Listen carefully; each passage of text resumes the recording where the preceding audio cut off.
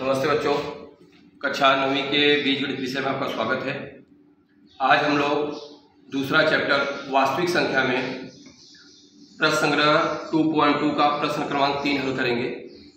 प्रश्न क्रमांक 3 हमारा इस प्रकार से है कि अपरिमेय संख्या कर्ण में 5 तथा कर्ण में 10 को संख्या रेखा पर निरूपित करो।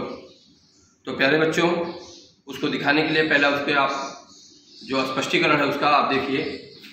तो यहाँ पर आप प्रश्न को हल कर रहे हो और हल करने में जो स्पष्टीकरण मैं आपको बता रहा हूँ, आप सबसे पहले ध्यान देंगे कि जो कर्णी में 5 है, तो इसमें जो संख्या 5 है, कर्णित संख्या 5, यह हम कैसे लिख सकते हैं। तो 5 बराबर 4 धन 1। अब यह 4 की संख्या का वर्ग है 2 का, तो 2 का वर्ग धन यह 1 कौन सी संख्या का वर्ग है 1 का।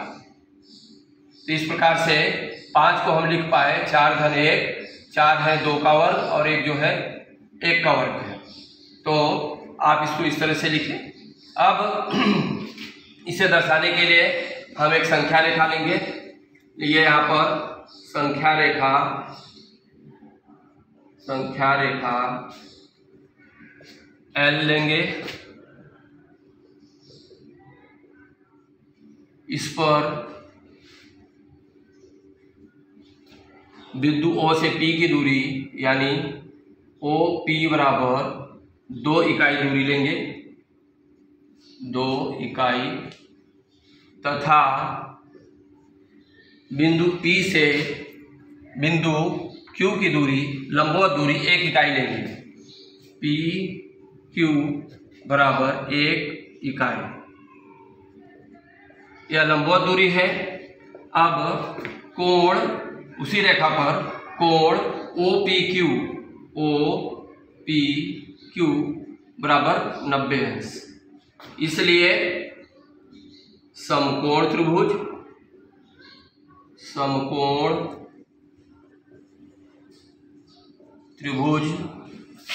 OPQ में पाइथागोरस का प्रमेय लगाएंगे। पाइथागोरस के प्रमेय से, अब पाइथागोरस का प्रमेय क्या कहता है बच्चों? कर्ण का वर्ग बराबर पहली भुजा का वर्ग धन दूसरी भुजा का वर्ग। तो इसमें 90 अंश के सामने की जो भुजा होगी वह होगी आपकी OQ, यानी अभी आपको संलग्न आकृति में समझाया जाएगा। OQ का वर्ग बराबर OP का वर्ग धन OP का वर्ग धन PQ का वर्ग, PQ का वर्ग। अब OQ का वर्ग, OQ हमें पता नहीं है, OP का मान हमने लिखा है यहाँ पर 2 का वर्ग धन PQ का कितना है आप देखिए। PQ का जो दूरी है 1 इकाई है, तो 1 का वर्ग यानी 1 हुआ 2 का वर्ग 4 धन 1 का वर्ग 1 हुआ 5, यानी OQ का वर्ग बराबर 5 आया। तो OQ बराबर कितना आएगा आपका? OQ बराबर कर्णी में 5। कैसे? दोनों पक्षों का वर्गमूल लेने पर, दोनों पक्षों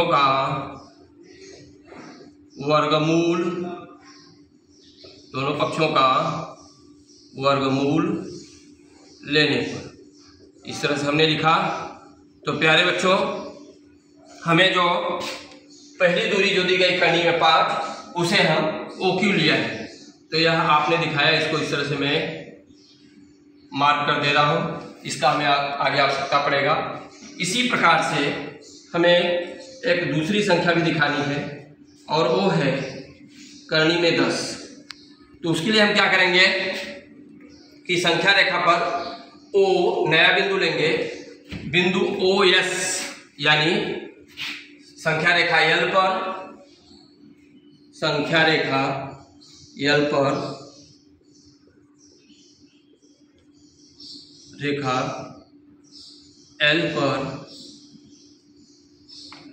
अब यहाँ ध्यान दीजिए, जैसे कि मैंने यहाँ पे कर्णी में 10 लिया हुआ है, तो यह कर्णी में 10 है, इसको आप क्या लिख सकते हैं? 10 बराबर 9 धन 1।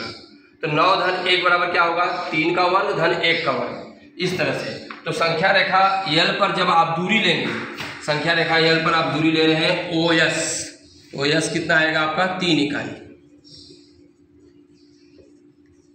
और अब आप यस से लंबवत दूरी टी पर जाएंगे, यानी एस टी बराबर कितना आएगा आपका 1 इकाई। मैंने कैसे किया आप समझे बच्चों? देखिए यह 5 था, मैंने 5 को क्या लिखा 4 घन 1, तो 4 किसका वर्ग है 2 का वर्ग धन 1 का वर्ग। उसी प्रकार से एक करनी में 10 है, इसको हम क्या लिख सकते हैं 10 बराबर 9 धन 1। यहाँ मैं आपको करके दिखा दे रहा हूँ। देखिए अगर आप 10 को भी लिखना चाहते हैं तो 10 बराबर क्या होगा 9 धन 1, यानी क्या हुआ 3 का वर्ग धन 1 का वर्ग। यह स्पष्टीकरण आप दिखा सकते हैं। ये 5 के लिए है, ये 10 के लिए है। संख्या रेखा पर दिखा रहे हैं तो मैंने लिया संख्या रेखा यल पर ओ एस बराबर 3, वो यहाँ पे 3 है, तो ओ एस बराबर मैंने क्या लिया है 3 इकाई तथा एस टी बराबर 1 इकाई। अब हमारा जो कोण होगा, इसलिए कोण ओ एस टी बराबर 90 अंश। इसलिए समकोण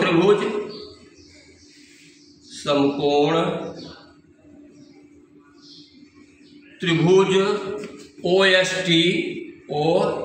टी में पाइथागोरस के प्रमेय से, यहाँ लिखेंगे ओ एस टी में पाइथागोरस के प्रमेय से। प्यारे बच्चों, करनी में 5 और करनी में 10, इसके लिए अलग अलग संख्या रेखा खींचकर भी आप बना सकते हो, या एक ही संख्या रेखा पर भी आप दर्शा सकते हो।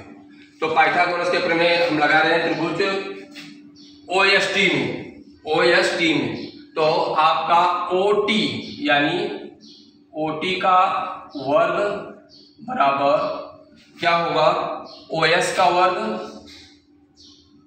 वर्ग धन क्या आएगा आपका एस टी का वर्ग।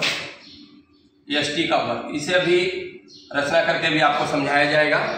अब ओ टी तो हमें नहीं पता है क्योंकि हमने यहाँ लिखा ही नहीं है, हमें ओ एस पता है। ओ एस का डिस्टेंस कितना है 3, यह हुआ आपका 3 का वर्ग धन एस टी की दूरी कितनी है यहाँ पर 1, तो 1 का वर्ग, यह कितना आप इसको लिखे तो कितना 3 का वर्ग कितना होता है बच्चों 9, और 1 का वर्ग 1, 9 और 1 10, यानी आपका ओटी का वर्ग बराबर कितना आया 10।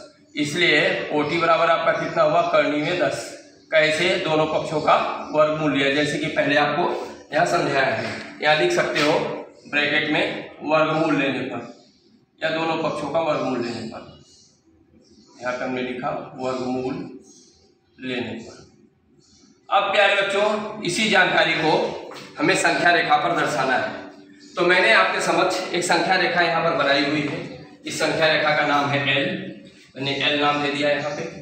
और आप अपनी कॉपी में जब दूरी लेंगे तो 1-1 सेंटीमीटर करेंगे, लेकिन मैंने यहाँ पर श्यामपट्ट पे आपको स्पष्ट रूप से दिखाई पड़े, इसके लिए 5 इंच बराबर 1 इकाई दूरी लिया है। इस प्रकार से मैं आपको यहाँ पे हल करके दर्शा रहा हूँ। तो प्यारे बच्चों देखो, जो अपना बिंदु O, तो बिंदु O का नाम मैं यहाँ लिया 0 से, यहाँ पे है 0 पे, यह शुरुआत है, बिंदु O है। O से यहाँ हमारा जो पहला पॉइंट है, O से हम P पर जाएंगे। OP कितनी इकाई दूरी 2 इकाई दूरी है, तो बिंदु P की जो इकाई दूरी है 2 है। तो जो पहला हमने पाइथागोरस के प्रमेय से यहाँ पर लगा के OQ को ज्ञात किया है, OQ बराबर करनी में 5, इसे मैं अब आपको गोला प्रकार और चांदे के सहायता से दर्शा रहा हूँ। तो मैंने OP जो डिस्टेंस है वो 2 इकाई दूरी लिया है। अब बिंदु P पर लंबवत दूरी हमें 1 सेमी चाहिए, तो वह लंबवत दूरी के लिए मैं चांदे का प्रयोग कर रहा हूँ आपके लिए। यहाँ पर देखेंगे लंबवत दूरी ले रहे हैं और चांदे की सहायता से मैं आपको दिखा रहा हूँ। तो यहाँ पर आप 90 अंश पे निशान लगाएंगे और उसके बाद 1 इकाई दूरी लेंगे। तो यहाँ पर 1 इकाई दूरी मैं ले रहा हूँ, जैसा कि मैंने बताया कि मैंने 5 इंच बराबर 1 इकाई दूरी माना है, ताकि आपको स्पष्ट रूप से समझ में आए। तो यहाँ पर 1 इकाई दूरी आपकी आ गई। मैंने बिंदु लगा लिया वहाँ पर, और वहीं से मैं एक लंब खींच लूँगा। तो यह हमारा लंब आ गया है, यहाँ पर खींच दिए इसको स्पष्ट रूप से।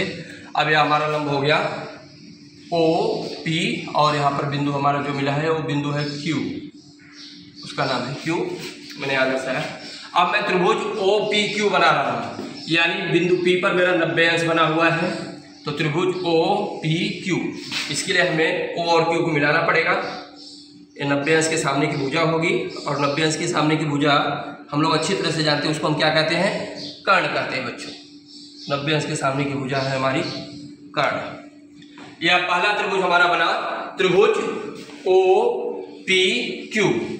अब हम यहाँ पर पाइथागोरस के प्रमेय के अनुसार ज्ञात किए हैं कि O और Q की दूरी कितनी है।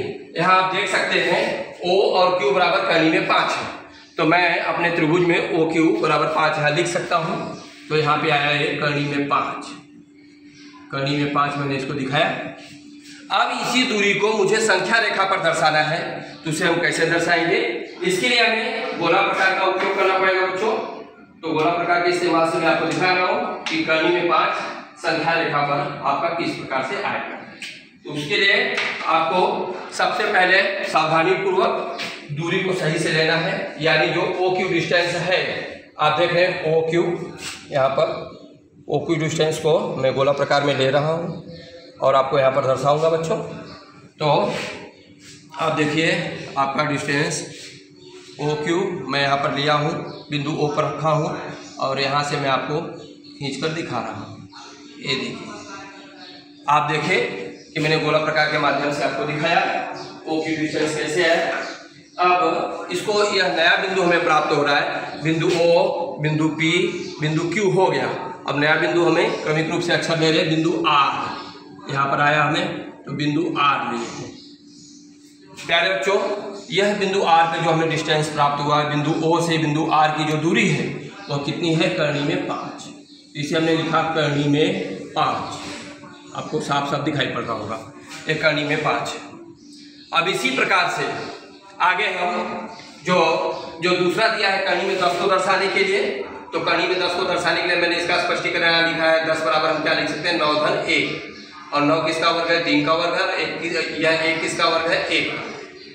तो हमने उसे आगे हल किया है, लिखा हुआ इसी प्रकार से संख्या रेखा पर यल पर OS बराबर 3 इकाई, OS बराबर 3 इकाई। यह आपका है बिंदु O, और बिंदु O से यस तक जाना है 3 इकाई। 3 इकाई यहाँ देख रहे हैं, यहाँ पर है, तो यहाँ पर मैंने बिंदु का नाम दिया है S। अब यहाँ पर 3 इकाई दूरी मिली O से S। अब इसी बिंदु S से हम T तक लंबवत दूरी तय करेंगे, 1 इकाई दूरी तय करेंगे। तो लंबवत दूरी लेने के लिए हमें चांदे की सहायता लेनी पड़ेगी, और चांदे की सहायता से मैं आपको 90 अंश कैसे प्राप्त होगा आपको दिखा रहा हूँ। यहाँ पे 90 अंश में मैंने निशान लगाया, और उसके बाद मुझे 1 इकाई दूरी चाहिए, तो मैंने अपने स्केल की सहायता से 1 इकाई दूरी यहाँ पर ले ली है। अब यहाँ पर जैसे कि मैं आपको बताया था कि 1 इकाई बराबर जो है वह 5 इंच है। 1 इकाई बराबर मैं 5 इंच लिया हूँ बच्चों, तो ताकि आपको स्पष्ट रूप से दिखाई पड़े। तो यहाँ पर मैंने 1 इकाई दूरी यहाँ पर ले ली। अब उसके बाद इस 1 इकाई दूरी को मैं यहाँ पर लंबवत खींच दूँगा। मैंने खींच दिया यहाँ पे बिंदु यस से। आप कौन से बिंदु पर गए, टी पर। क्रमिक अक्षर का उपयोग कर रहे हैं ताकि हमें नाम को पढ़ने में असुविधा न हो। तो बिंदु यस से टी की दूरी कितनी मिली हमें, 1 इकाई दूरी।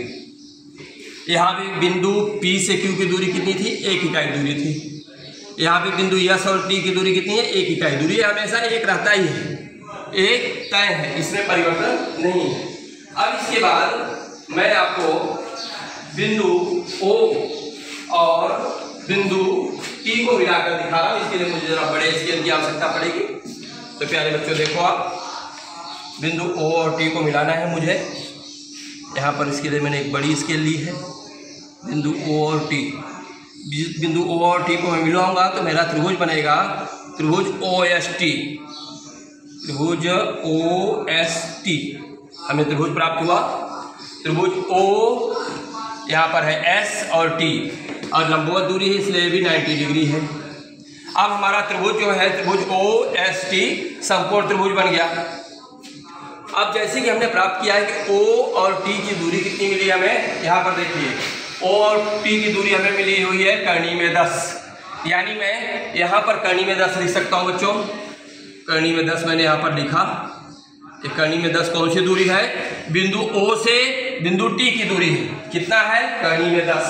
और इसी दूरी को अब मुझे क्या करना है, संख्या रेखा पर दर्शाना है कि करनी में 10 संख्या रेखा पर किस बिंदु पर आएगा।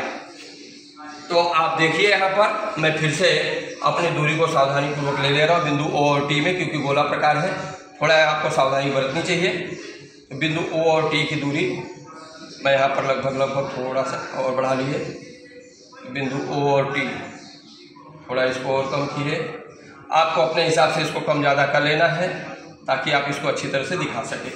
तो बच्चों आप देख रहे हो मैंने यहाँ पे दूरी ले ली है, बिंदु O और T की दूरी, और यहाँ पर बिंदु O और T की दूरी देखिए थोड़ा सा कम पड़ रहा है। यहाँ पर O और T की दूरी आ गई, बिंदु O से T तक लेना है। थोड़ा और किए, सावधानी यहाँ रखना है क्योंकि देखिए वाइट बोर्ड है, स्लिप करता है। यहाँ से हम लोग आए, फिर से आप देख सकते हैं मैंने O और T की दूरी आपको दिखा दी। तो O और T की दूरी को मैंने संख्या रेखा पर दर्शाया। अब नया बिंदु क्या आएगा, नया बिंदु कभी कक्षा T के बाद कौन सा आएगा, U। तो मैंने यहाँ पर जो है बिंदु जो प्राप्त हुआ है, यहाँ पर जो बिंदु प्राप्त हुआ है उसका नाम मैंने क्या लिया, U लिया।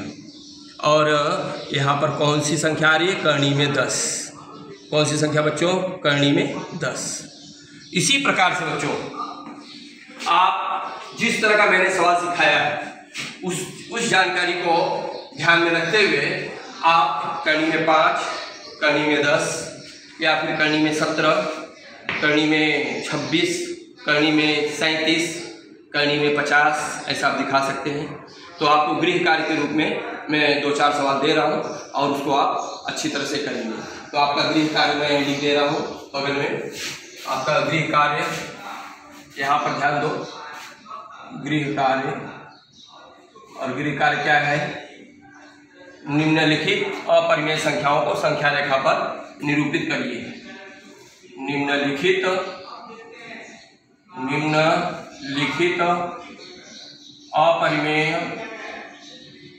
अपरिमेय संख्याओं को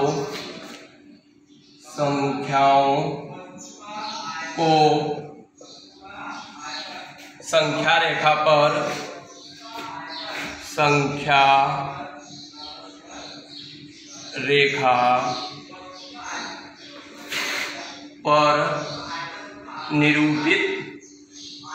निरूपित करो।